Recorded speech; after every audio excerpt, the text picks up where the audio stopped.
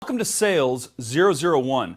We're studying psychology, which is the practice of putting sales techniques through psychology, or simply selling through psychology. And in selling through psychology, I want to begin by laying a foundation of some principles of psychology that will help you become a more effective salesperson. I'd like to identify for you 8 core influencers of buying motives and buying behavior. These were first identified and popularized by Dr. Robert Cialdini in his book titled Influence. I'll give you a brief description of all 8 influencers today, and in the subsequent chapters, I'll describe each one in more detail. Before I start, let me ask you a question. I want you to take a minute to remember a recent major purchase that you made. What prompted you to buy it?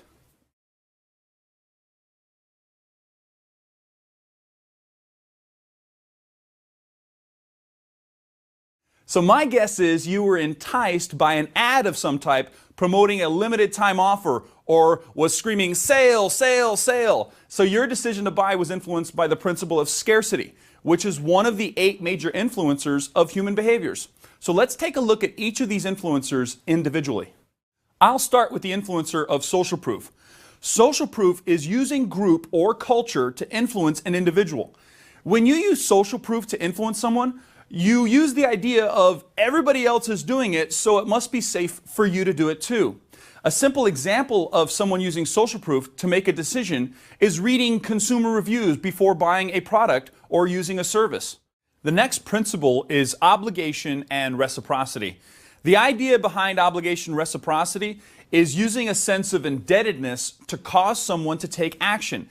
Basically, it's if you scratch my back, then I'll scratch yours. Obligation and reciprocity is the idea that I owe you something because of what I received from you. And the more value I perceive or receive, the more obligation to reciprocate I feel. The next one is liking and familiarity.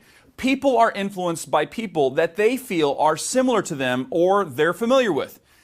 You're more likely to influence someone if he or she can relate to you.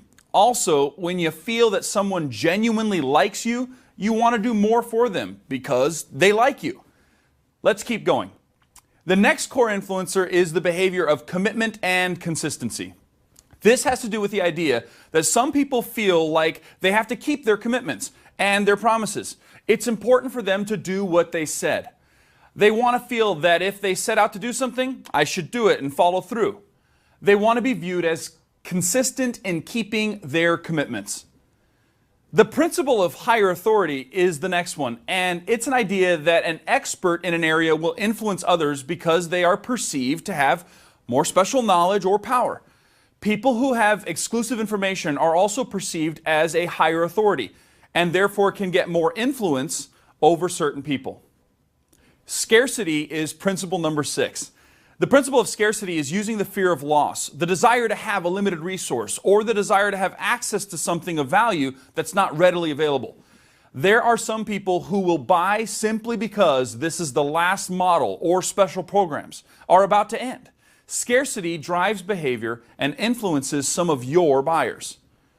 The contrast principle is number 7 on the list. The contrast principle is the essential idea that when 2 things are compared next to each other, if the first request is considerably larger, the second request is smaller, well then the second request is more likely to be received.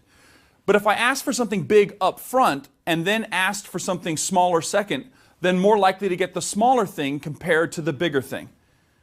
The last principle is the exemption principle. The exemption principle is really the opposite of scarcity. It's a type of reverse psychology because some people believe they're the exception to the rule. So if you tell someone the program will end, their first response is, no, it won't. It'll probably get better. So these are the 8 core influencers of behavior. If you think about these principles and your customers, you've probably noticed that some people are influenced by different things. You have to identify which one is the best match. One of my heroes is Tony Robbins, and he says it's easier to know how to influence someone when you already know what influences them.